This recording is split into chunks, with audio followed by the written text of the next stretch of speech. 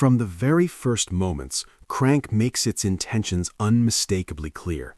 This is not a film designed to ease the audience in gently or to patiently establish its world through careful exposition. There is no slow build, no reassuring introduction, no moment of calm before the storm. Instead, the film launches forward immediately, striking like a sudden electric shock that jolts the nervous system into a constant state of alert.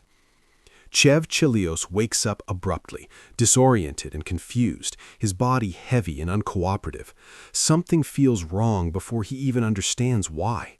His heart is beating slower than it should, uneven and unstable, as if it might simply give out at any moment. There is no dramatic pause to explain the situation, no comforting voice to guide him through what is happening. The danger is immediate, physical, and unavoidable. The truth emerges quickly and without mercy. While he was sleeping, Chelios was injected with a powerful synthetic poison, a substance engineered to slow the heart rate until it eventually stops altogether. There is no antidote waiting to be discovered, no miracle solution hidden somewhere in the city, no safety net beneath him. Time is no longer an abstract concept. It has become a weapon turned directly against his body. The rules of survival are brutally simple. If his heart rate drops too low, he dies. If he slows down, he dies. If he stops moving, even for a few seconds, he dies. There is no room for clever interpretation or strategic loopholes. Motion is life. Stillness is death. Without hesitation, Chelios does the only thing that makes sense. He moves, he runs, he forces his body into constant motion, turning adrenaline into his sole lifeline. From this point on, Crank becomes a relentless race against time, a film that mirrors its protagonist by refusing to slow down for even a moment. Los Angeles is transformed from a familiar urban landscape into a hostile environment, a chaotic arena where survival depends on speed, aggression, and instinct. Streets blur together into a continuous rush of noise and movement. Cars become weapons. Strangers become either obstacles or tools depending on the situation. Every location exists for a single purpose: to keep Chelios alive for a few seconds longer. The camera reflects this state perfectly. It shakes constantly, rushes forward without warning, crashes into bodies, walls, and traffic. The editing is aggressive and frantic, intentionally exhausting. Nothing about the visual style is designed to be comfortable or reassuring. The film forces the audience to experience Chelios' lack of stability, control, and orientation, creating something that feels less like a movie and more like a physical sensation. Violence erupts without warning. There is no elegance, no stylish choreography, no heroic framing. The fights are raw, chaotic, and desperate. Punches are thrown because they must be. Bodies fall because someone has to remain standing. Survival becomes the only rule that matters, pushing every other moral or social consideration aside. Chelios is not a hero in any traditional sense. He is not fighting for justice, redemption, or honor. He is not trying to save anyone or prove anything about himself. His motivation is painfully simple and brutally honest. He wants to stay alive. Every choice he makes, every line he crosses, every risk he takes is driven by that single instinct. As the situation escalates, Chelios realizes that ordinary methods are no longer enough. Running helps, but only temporarily. Anger helps, but it fades. The human body has limits, and his are being tested relentlessly. So he pushes further. He shocks himself with electricity. He abuses stimulants. He deliberately turns pain into fuel, forcing his body to continue long past what should be possible. The film embraces absurdity without hesitation. Nothing is too much. Nothing is off limits.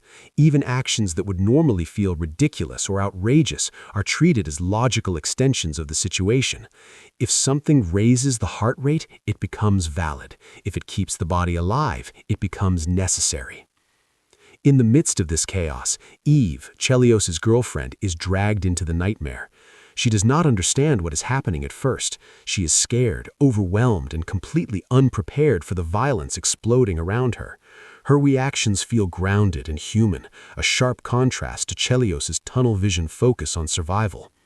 She stays with him not because she is fearless, but because there is no real alternative. Every explanation costs time, and time is something Chelios does not have.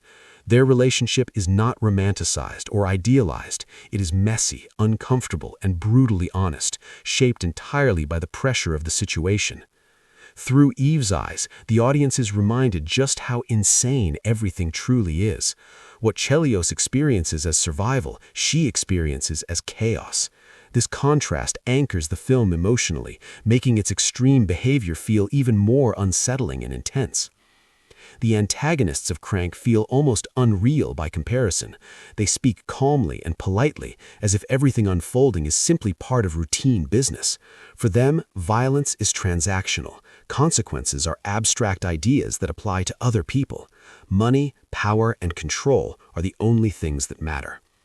For Chelios, none of that means anything. There is no long-term plans, no future ambitions, no strategic goals. There is only the next heartbeat, the next surge of adrenaline, the next moment of consciousness. The film locks itself completely into this mindset, refusing to offer relief or distance.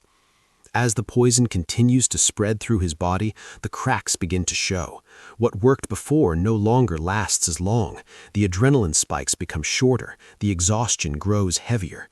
Every movement requires more effort than the last, and the margin for error keeps shrinking with every passing minute.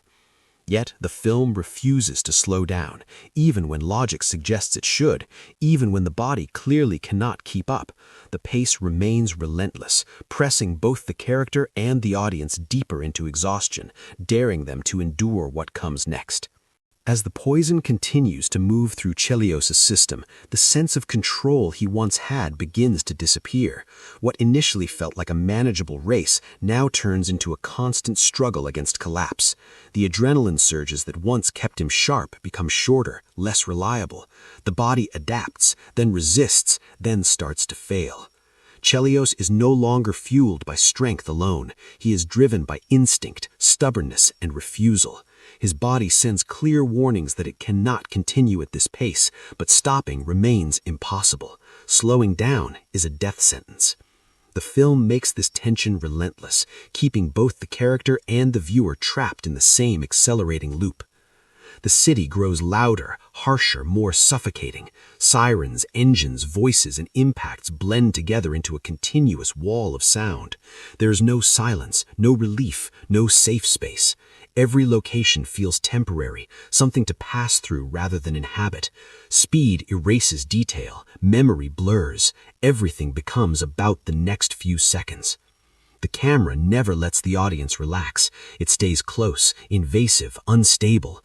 It does not observe from a distance. It collides with Chelios' movements, mimicking his lack of balance and control.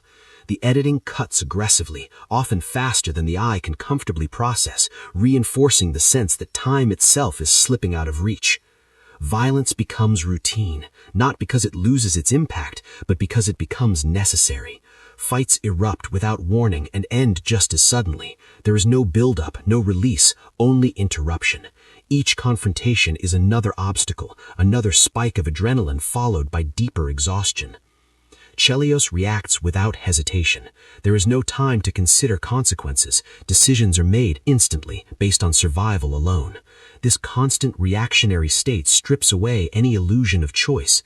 The film presents a world where morality is irrelevant and hesitation is fatal. Eve's presence becomes increasingly important as the situation escalates. She is not equipped for this world and she knows it. Her fear is visible, her confusion constant. She asks questions Chelios does not have time to answer. She hesitates when he cannot afford to. This tension between them highlights the cost of Chelios' single-minded focus. Despite her fear, Eve does not leave. She stays, pulled forward by momentum rather than courage. She represents the human response to chaos, the emotional weight that Chelios has no time to process. Through her, the audience is reminded just how insane everything truly is. What Chelios experiences as survival, she experiences as chaos. The antagonists continue to operate with disturbing calm. They speak in measured tones, as if everything unfolding is simply part of routine business. For them, Chelios' suffering is abstract. For Chelios, it is constant and immediate. These characters do not see themselves as villains. They are professionals, insulated by money and power. Violence is simply part of the process. The film offers no dramatic justification for their actions, no deeper ideology to explore. Their emptiness reinforces the film's bleak worldview. As Chelios pushes forward, the physical cost becomes undeniable. His movements slow slightly, his reactions lose precision. The tricks that once bought him time now offer diminishing returns. Electricity, speed, shock, anger, everything becomes temporary. Nothing lasts long enough. The sense of inevitability grows stronger with every scene. The question is no longer whether Chelios can survive indefinitely. It becomes a question of how long his body can resist collapse. The film does not promise hope, it offers momentum instead. There are moments when Chelios nearly falls, when his body visibly struggles to keep up with the demands placed on it.